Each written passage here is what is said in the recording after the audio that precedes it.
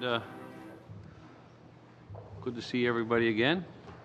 As you know, I missed you all last week. And I heard the vice chair did an excellent job, Mr. Allison. Thank you. And sir.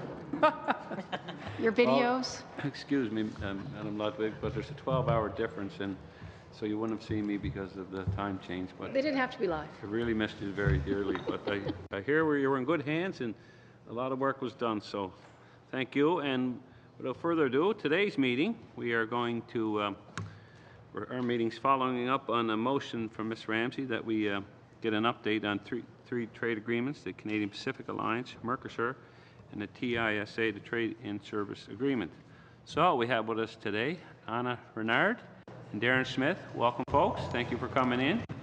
And yeah, usually 5 minutes or so, whatever time it takes for you guys to do a little submission, and then we'll just open it up with dialogue from MPs. So without further ado, the floor is yours. Thank you. So good afternoon, Mr. Chair.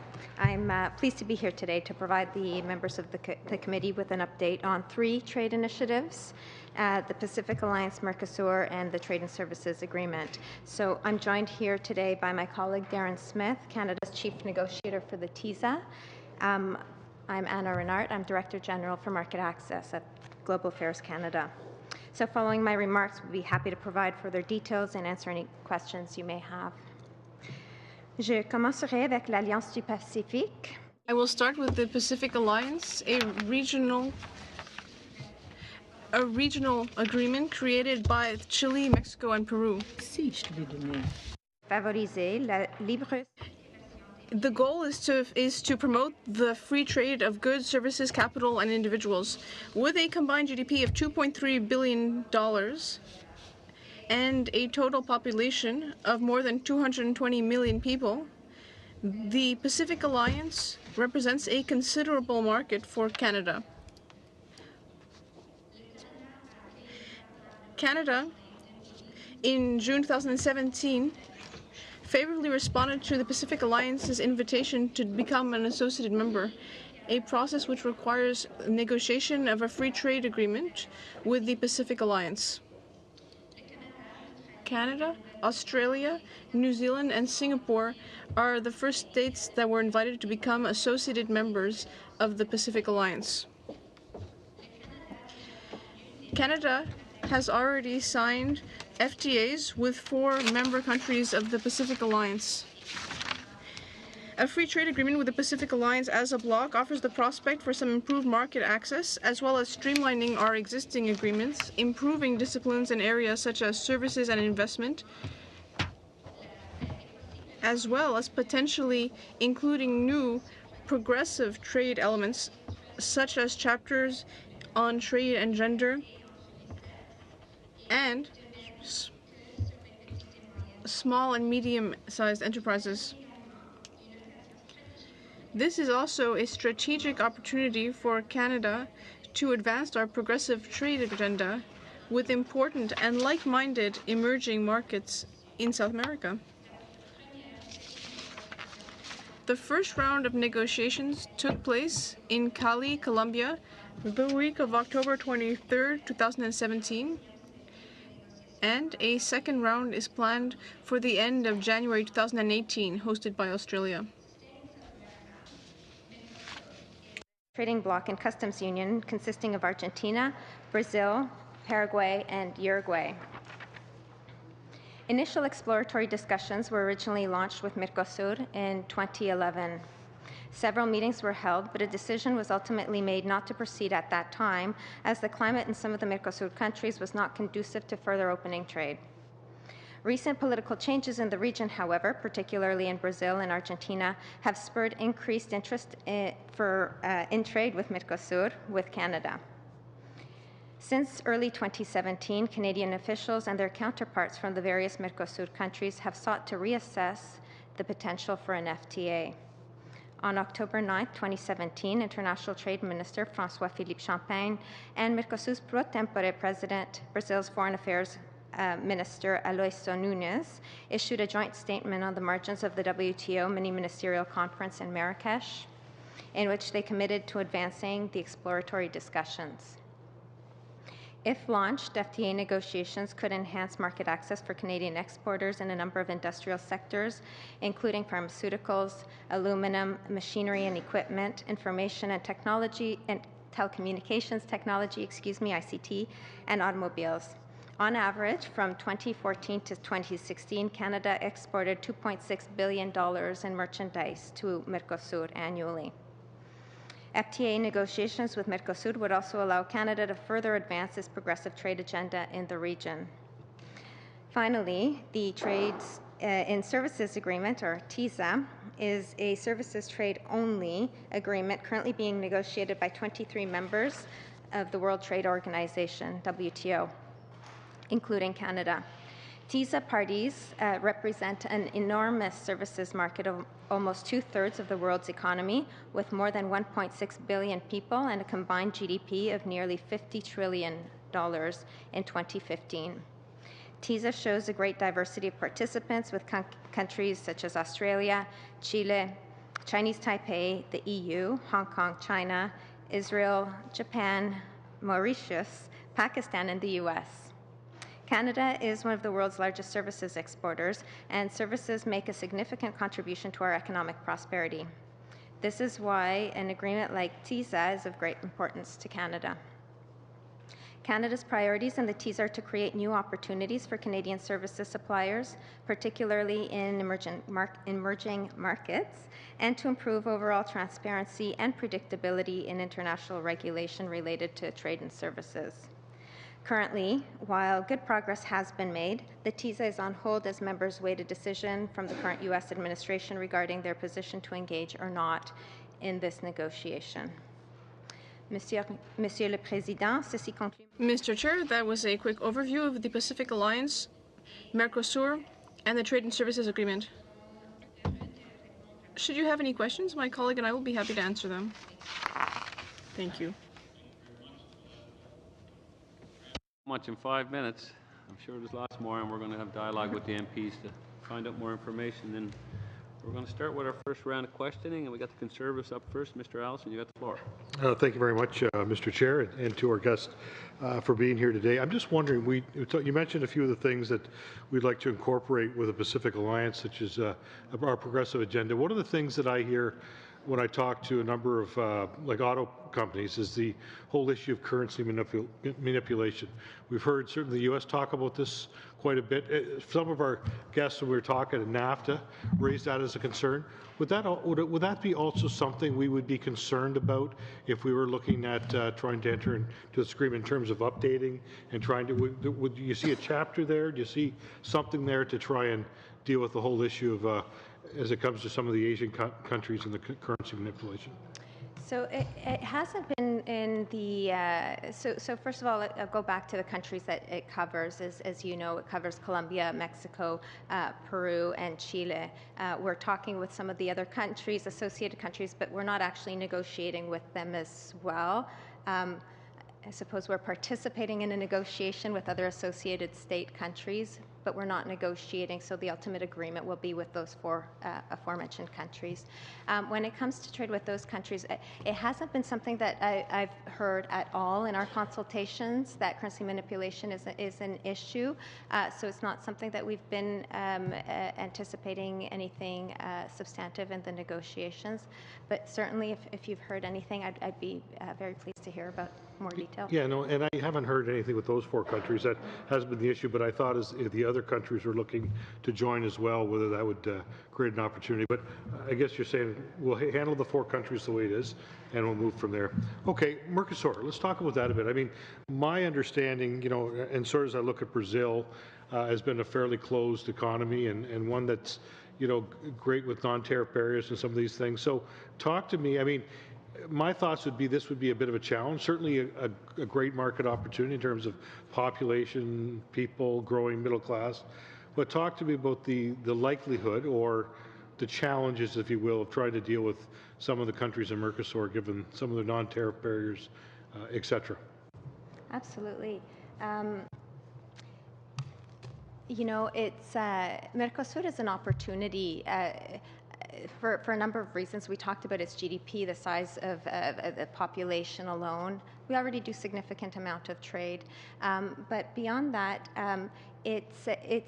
they're closed countries to the rest of the world. There are no G7 countries, for example, yet that have any FTAs with them. They have been talking to, as a bloc, Mercosur has been talking to the European Union. We've been hearing for a while now in the press every couple of days, are they almost there? Are they almost there? So they're pretty close if you read the articles and reports coming out of that. They've also been talking with a number of other countries about potentially launching. The atmosphere has changed quite a bit in recent years in those countries, in particular in Brazil and Argentina, where the recent governments have been more open to trade and diversification. Mercosur has a number of FTAs and other preferential trade agreements within the region, within South America, well, Latin America, but not much outside.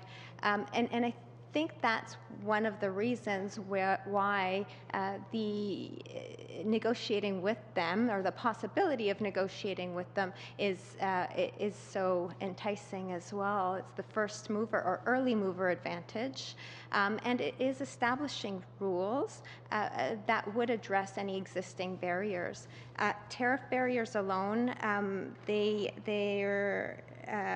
have some of the highest right now applied MFN tariffs, and just bringing some of those down would be a huge advantage to Canada. I only have about 30 seconds left, so just a quick question on TISA then. I'm assuming when we start talking about a goods and services agreement that we'd be looking at for our financial institutions, insurance companies, and where would the winners be for Canada?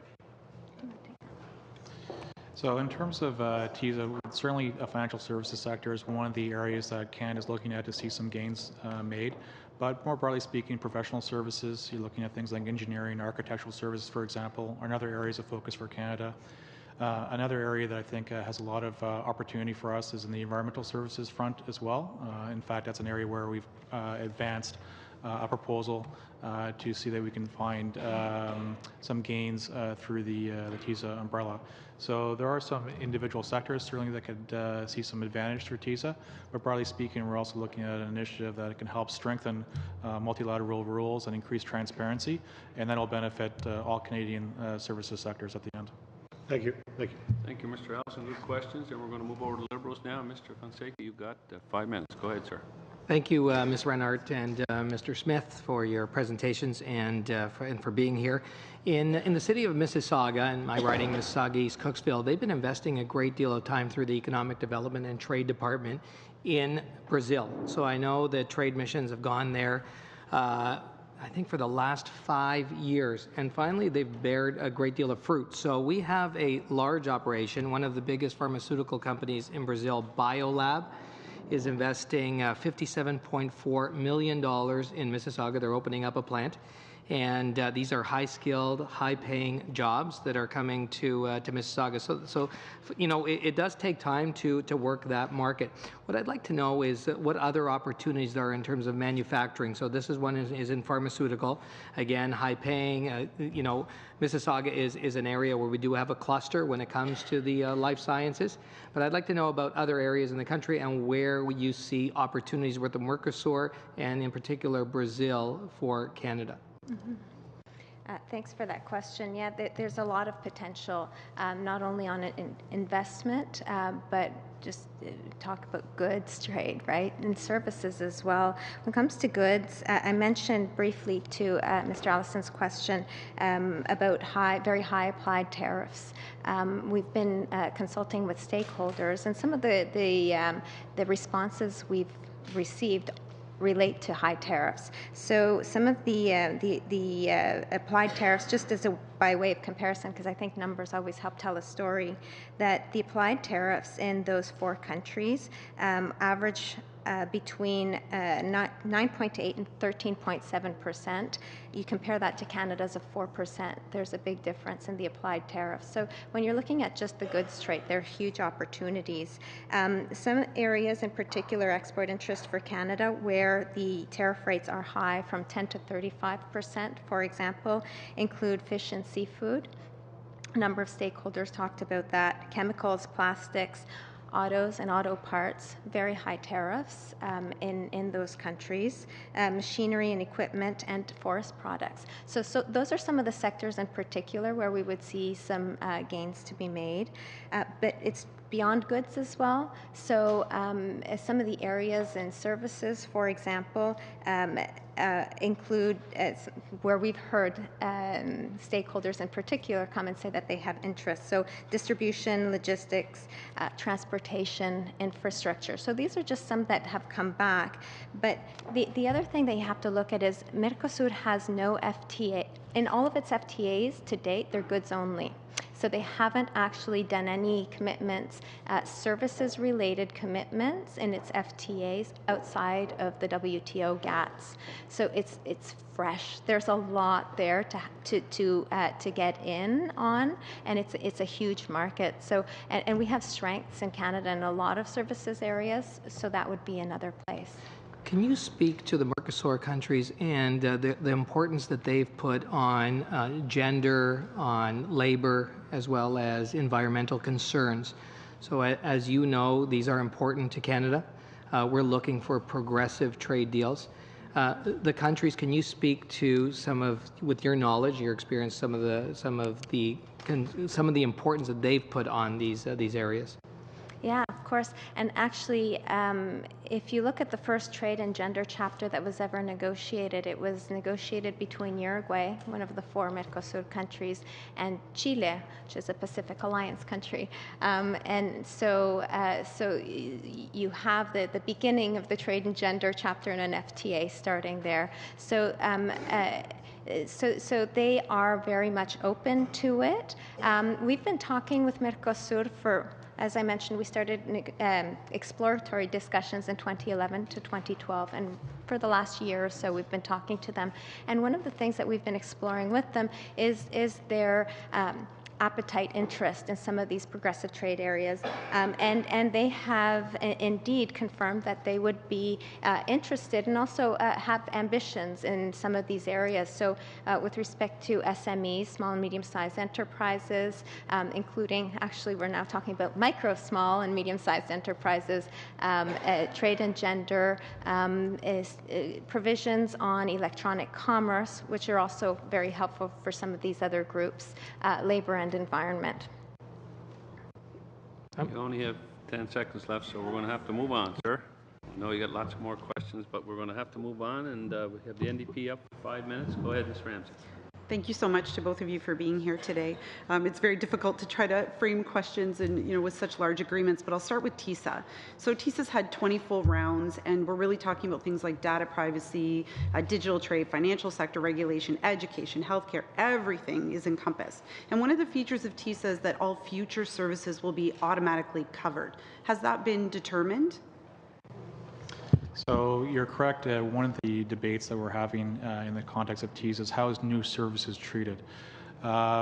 This is a discussion that actually there's no resolution to at this point in time. There's still a debate amongst the members. And it falls down to basically whether one has understanding that our current way of classifying services is universal enough that it will capture any service. There's no such thing really as a new service from being invented, because it's captured under the universe of classification codes that we have at our disposal, versus those who think perhaps there is a different perspective on that matter. So all I can say at this point in time, it's an issue under discussion. So also, in TISA, we have negative listing, which is the assumption, that everything is covered unless it's explicitly mentioned. Governments have to specifically list sectors or measures that they do not want TISA to apply to. Can you give us some examples of what sectors or measures are on Canada's list? Okay, well, it's a little more complicated than that, actually.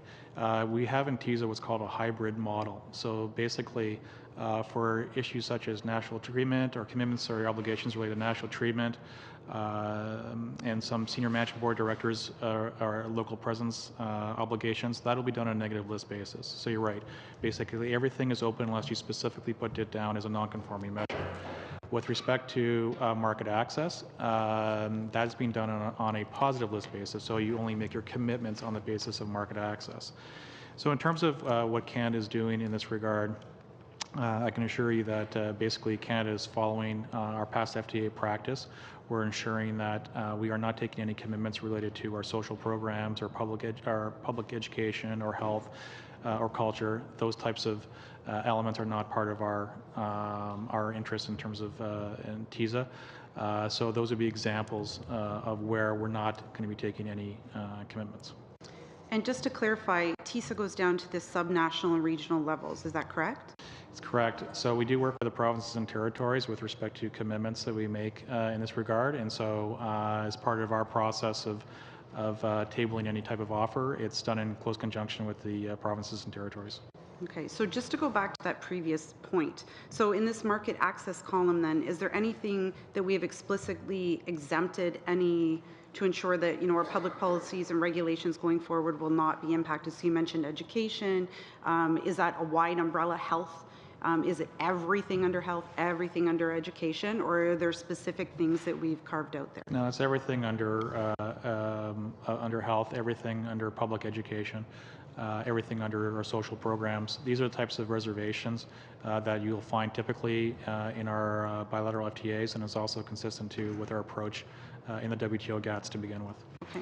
So what do you think is a realistic timeline for completion of TISA then, having been through these 20 rounds? We're at it since 2013. Yeah.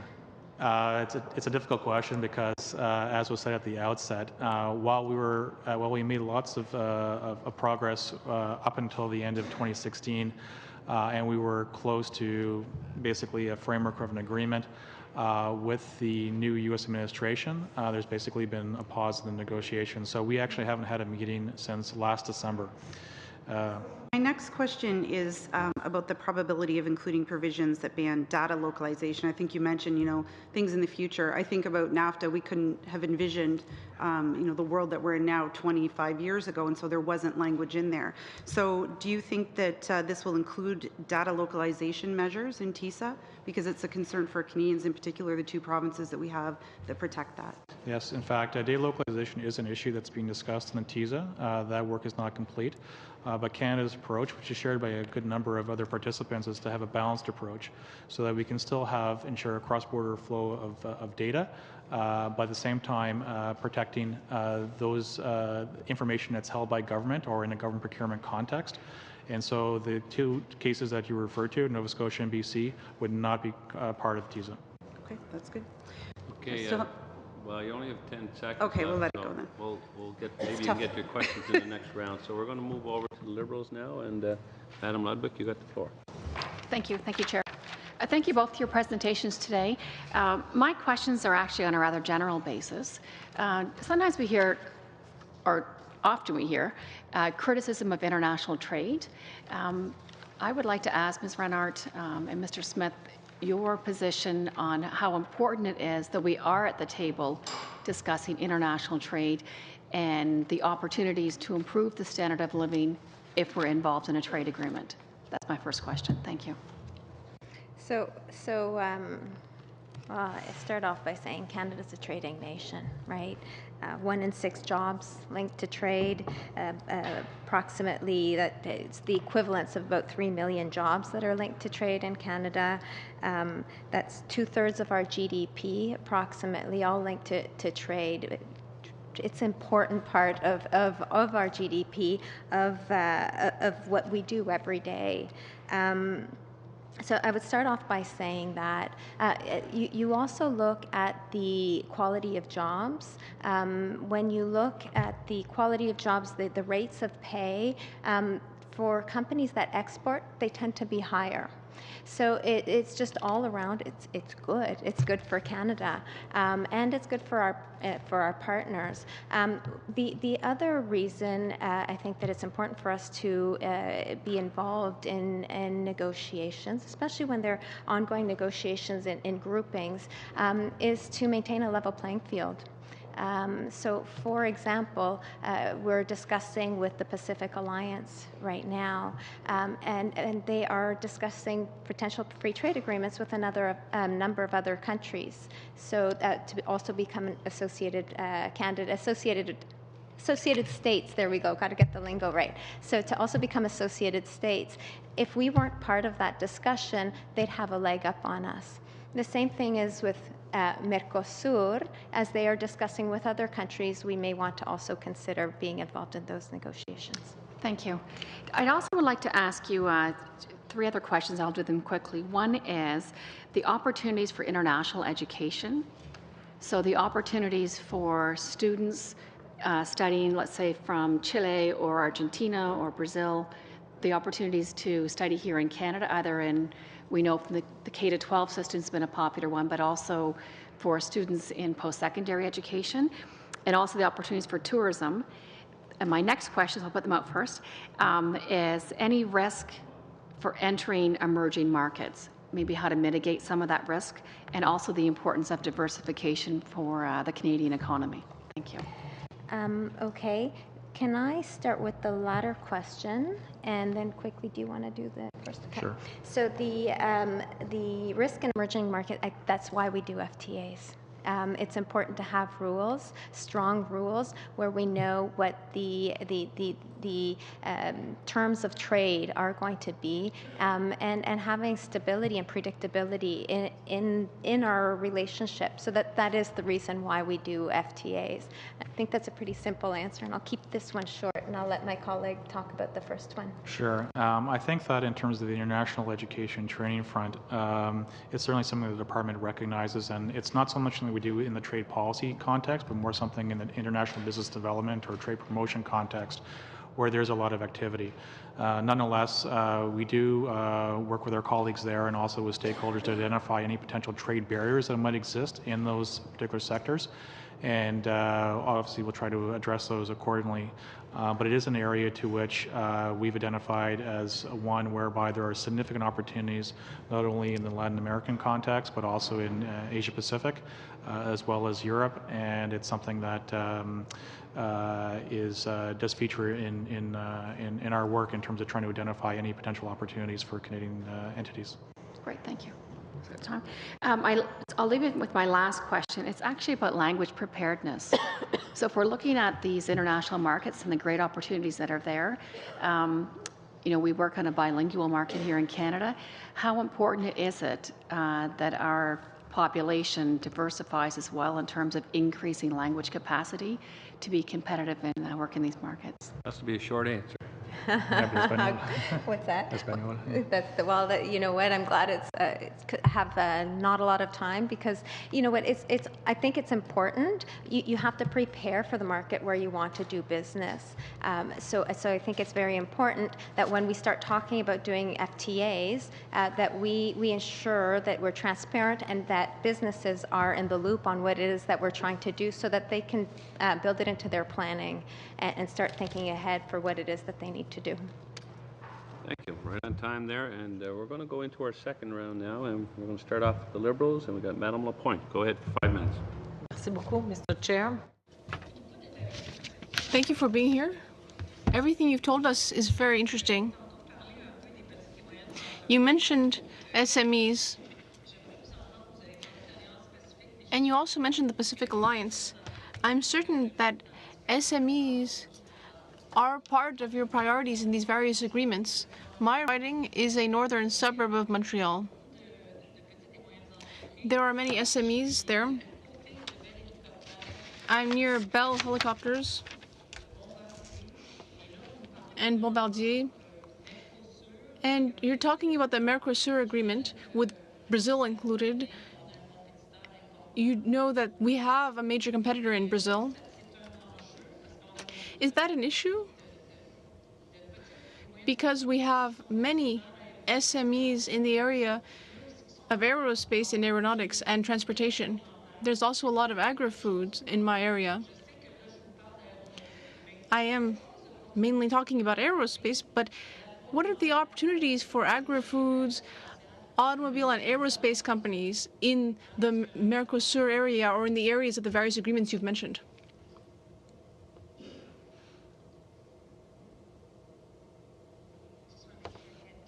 All parts of your question. So,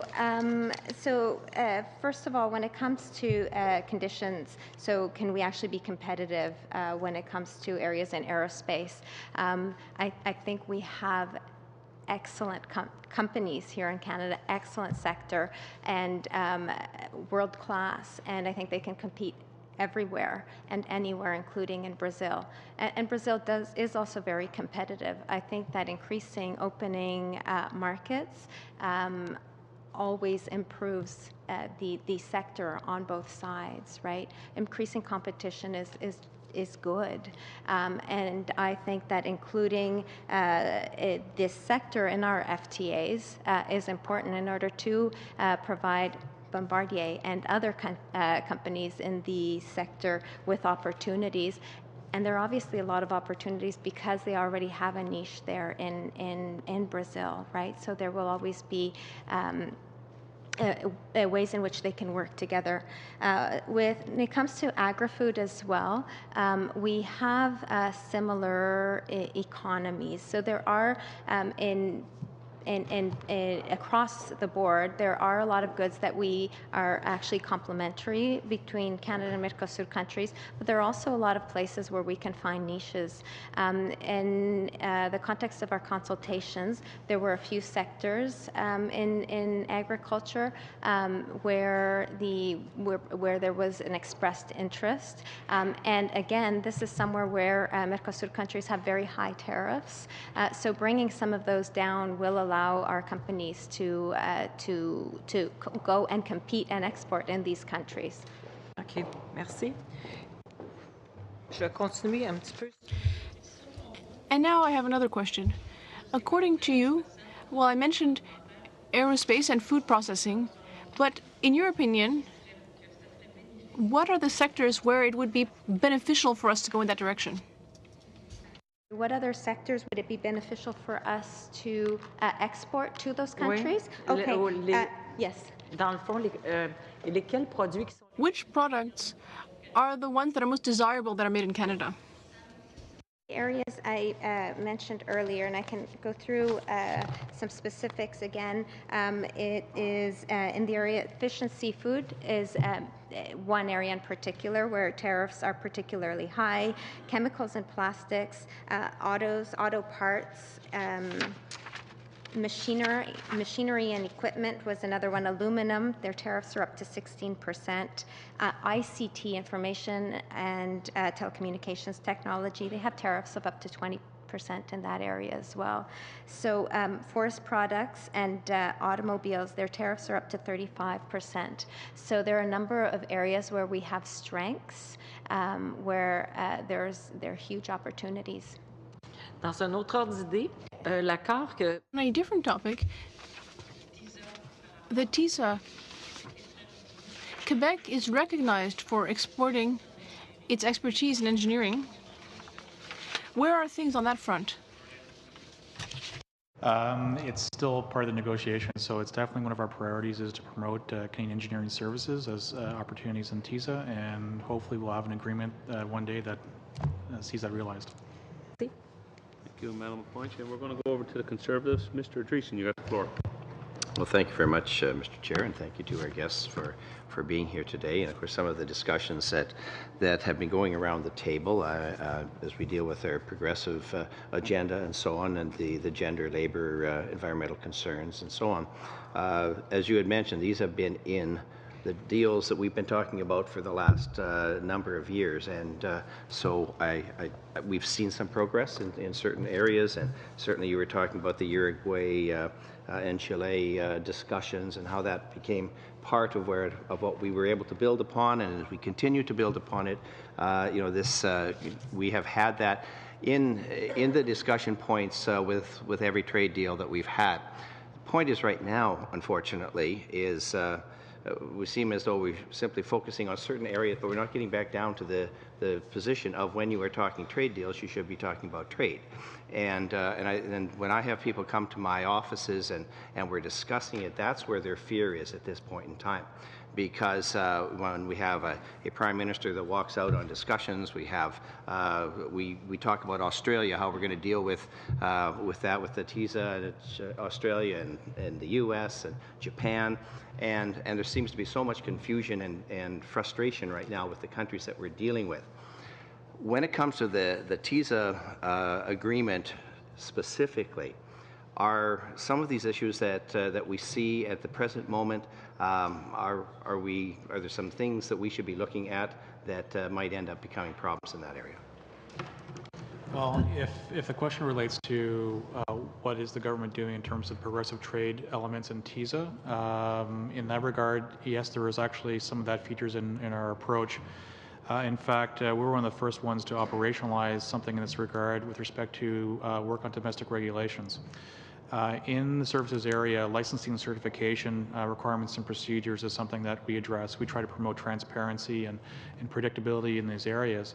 And one of the things that did come across to us was that through a World Bank study from, I believe, 2015 or 2016, was that unfortunately there is a multitude of jurisdictions that actually have in their part of their legal and regulatory regime discriminatory practices related to gender. So, for instance, women cannot participate in the economy in terms of being able to either receive a license to participate in a certain sector, obtain a bank account, things to that effect. And so we did introduce work in this regard whereby there's, in fact, a trade barrier. So for any kind of Canadian exporter who, and if an individual is a woman, could face a barrier in a foreign market based on the fact that they have in their books potential barriers just related to gender itself, and could be something that prevents them from participating. Beyond that, it also has an impact on those markets of interest to ours to actually develop in terms of an economic level where we see greater participation of all elements of their societies. And that itself, when there's limitations in that regard, can actually have a detrimental impact in terms of our trade relationship with that country. So services is one area whereby we actually have been able to identify, at least in this regard, a specific barrier related to gender and does fit under this progressive trade umbrella, and is something that we've advanced in this regard and now is also featuring as part of our broader WTO work. So then in the WTO discussions that you had mentioned in 2013, these would have been points that you would have been working at that point in time? Because, I mean, obviously there's an awareness that that has existed. So would that have been part of the WTO framework that would have been worked with between countries? It certainly falls under the broader development kind of framework. What we're finding now is that literature and analysis related to these issues is actually catching up to the interests in these areas. And so it's kind of an interesting time, because now we actually have facts and statistics to work off of and information on different legal regimes from over different trading partners to actually bring this to the table now. So that didn't exist, unfortunately, in its entirety in 2013. And I suspect in 2020 it will be even more for us to actually work with in terms of these issues. I guess one of the other questions, I just wondered, to what extent would TISA likely increase the ability of foreign service suppliers to access our Canadian market, and would that have an impact on our service suppliers and our consumers? Just a quick answer, please. Sorry, it's not going to. The TISA will certainly give some of our non-FTA partners with improved understanding and access to the Canadian marketplace. But in services, all we're really talking about here is increasing transparency and binding our existing regime. So it's not going to have like the same kind of effect as eliminating a tariff. It's a bit different. So, but it works reciprocally, and so we get those same benefits in those other markets. Thank you. Thank you, sir. Thank you, Mr. Easton. We're going to move over to Liberals now, and Mr. Peterson, you got the floor. Thank you, Mr. Chair, and thank you for being with us today. Very informative, as always. I just wanted to kind of compare Mercosur with the Pacific Alliance a little bit.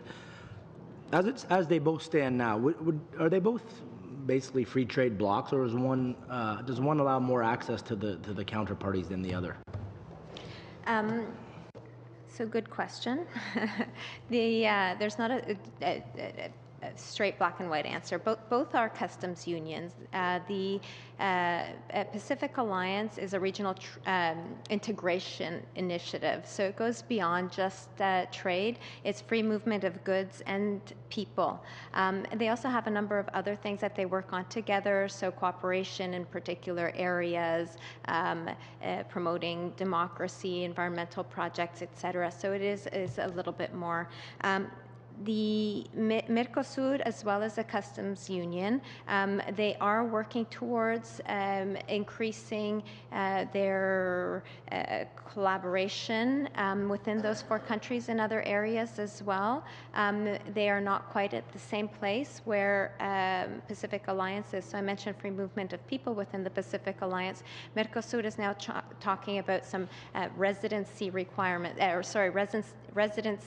liberalization, allowing countries to stay, citizens from one of the countries to stay in each other's countries for up to 2 years. So things like that. They're not exactly the same, but similar. Okay. And just, I think maybe adding to the confusion, if you want to call it that, but I believe Chile, Colombia, and Peru are associate members of Mercosur currently, or are they striving to be so? Let me make sure I get that right. So they are talking to Mercosur, and let me make sure I get this. If you give me a moment, I will tell you.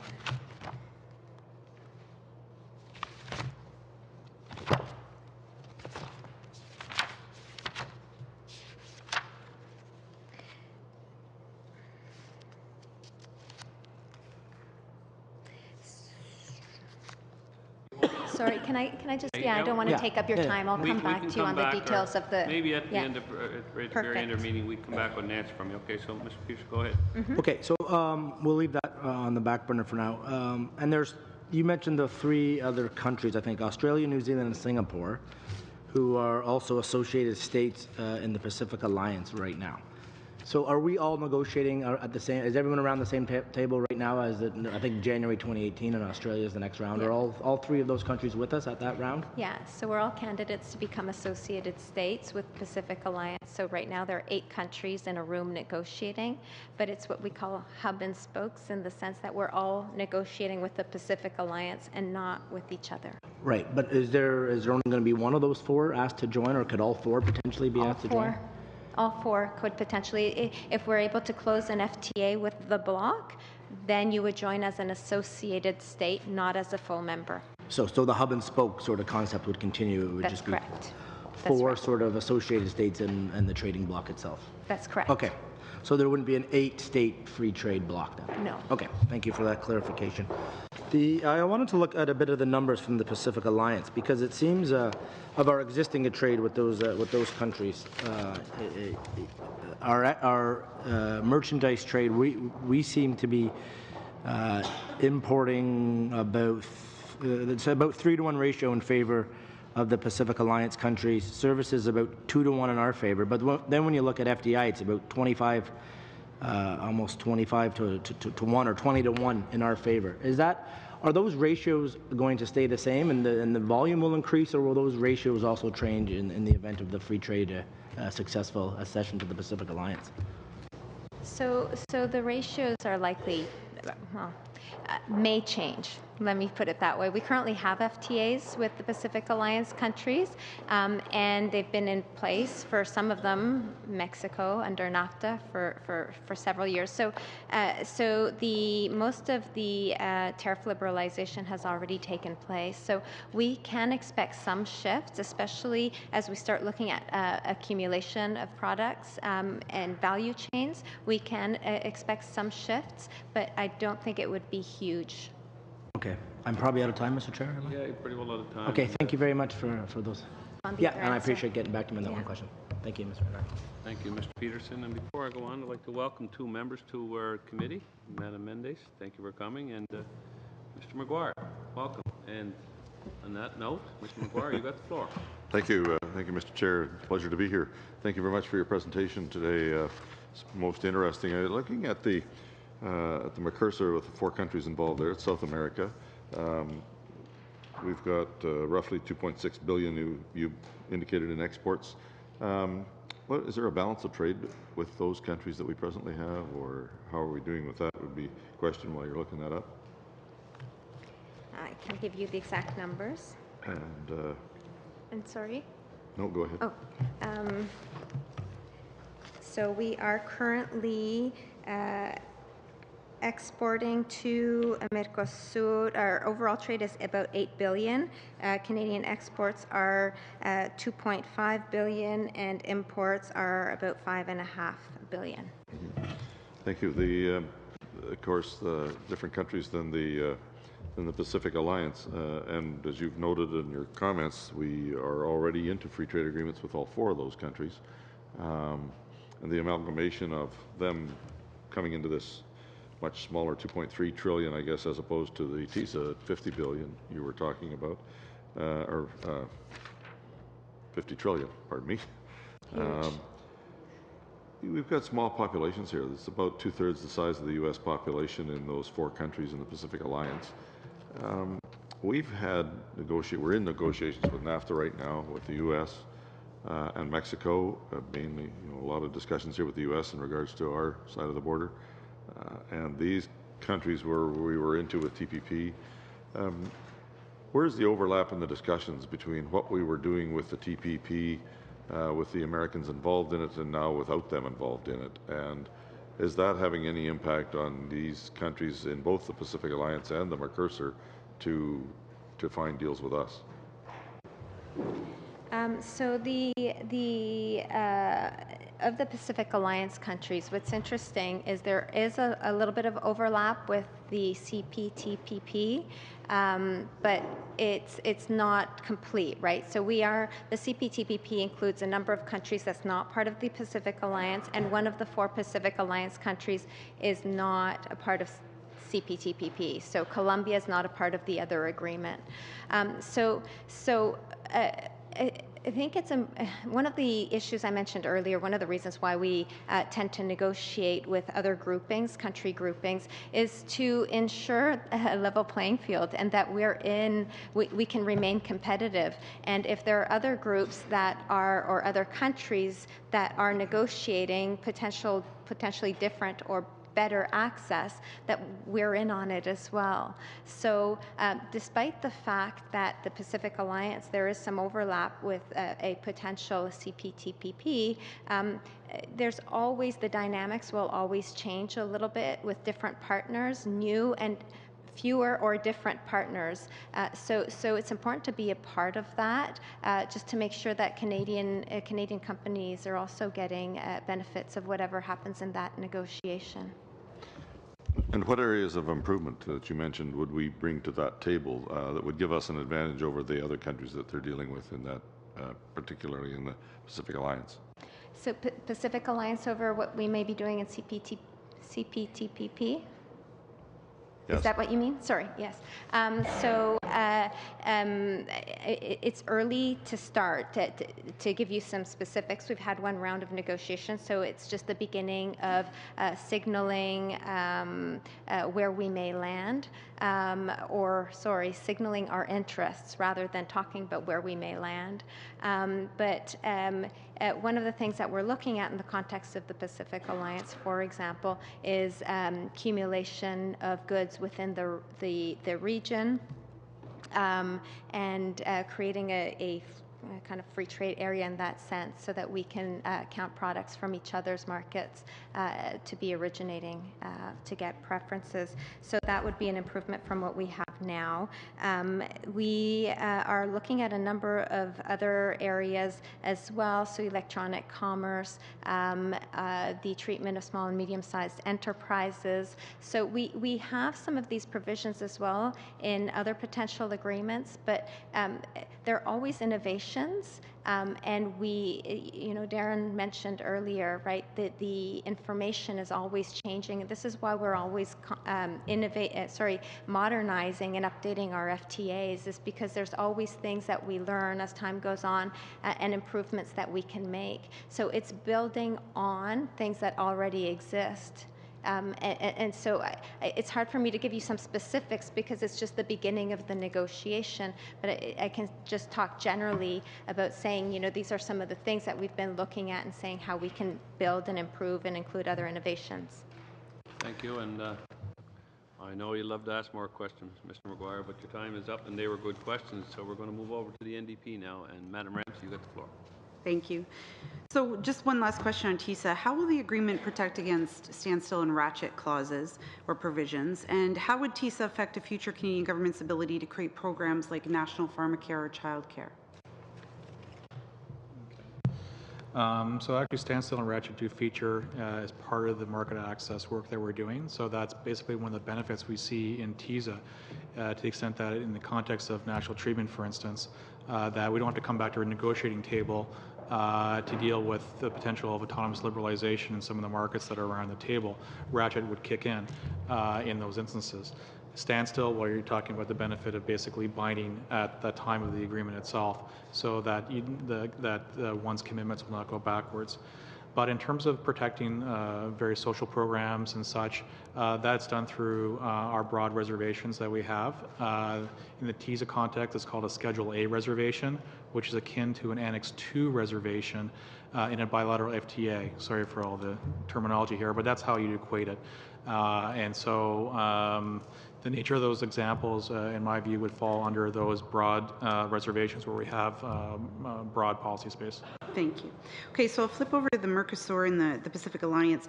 Do these deals include investor-state dispute settlement provisions? So we haven't actually launched negotiations with Mercosur, but I can talk in Pacific Alliance. This is something that we already have with all 4 of those members. We have investment agreements or chapters with all 4 Pacific Alliance members, and ISDS is included in all 4 of them. Okay. So my next question about this is there any access to Canada's supply managed market on the table? So as we do in our FTAs, we're protecting the most sensitive areas that we've always protected, including supply management. Okay. And we've talked a bit about some of the progressive elements, and I'm wondering if the Government of Canada will carry out an assessment of the agreement from a gender and a human rights perspective before it's finalized, and if that will be shared publicly. So an assessment of gender and human rights before the FTA is done. Yes. So what we have been doing, we always do, is environmental impact assessment. So we have been looking at that. In fact, I can't give you the exact date. Very recently, maybe about a month ago, a notice went out in the Gazette asking for input into our overall assessment. We don't do broader human rights or gender assessments in the same way, but we build those into the ongoing negotiation. Especially now, as we're talking about progressive trade, we are talking to a number of stakeholders across the board. I can tell you also that the department has been talking to a number of think tanks and other organizations to feed into what we're doing on progressive trade elements. There's some UN tools that are available. Is there not the possibility of applying those UN tools? Because I think when we're talking about these things, it really, ahead of the deal being negotiated, it's important to understand the human rights, the gender, the labor, understand what it is in those countries that we're seeking to elevate or that we're seeking to be a positive influence. So, I mean, there are specific tools, from the UN. There's the Trade and Gender Toolbox. There's the Guiding Principles on Human Rights Impact Assessments of Trade and Investment Agreements. Are these things not something that the government would use as, a way to apply that? Well, they are definitely, these are things that we use internally. We're just not necessarily doing it in the same way. So we're not doing an environmental assessment, a human rights or trade and gender analysis in the same way we do an environmental assessment with public consultations. But we do build all of that into our ongoing negotiations. We have a number of experts who look at these issues, including human rights, and it's not just it's sustainable development, it's other social issues, it's labor, and we have experts in other government departments we work very closely with who feed into this whole process. We're consulting very broadly, and all of that, including UN tools, it all feeds into ongoing negotiations. Are there any discussions about putting that publicly so that Canadians can see those results? It's a short answer, please. I can look into it. Okay. That's it. Our trusty clerk here looked up some information from Mr. Peterson. And what we find here is the full-time members are Argentina, Brazil, Paraguay, Uruguay, of course. Venezuela has been booted out, I guess you would call it, since 2006. The associated members are Chile, Peru, Ecuador, and Colombia. Does that answer your question, Mr. Yep, Peterson? absolutely. Perfect. Thank you. Thank you. So that's it. So that's why we got good people around us. So thank you, folks. Thank you for coming and good information, and we hope you'll come back again to do this. And there is a thought, we're not sure, but we're going to discuss it. We might be going to some of these countries in the near future, so we might rely on some of your help for that. So we're just going to suspend for a minute, and then we're going to go in camera with some future business.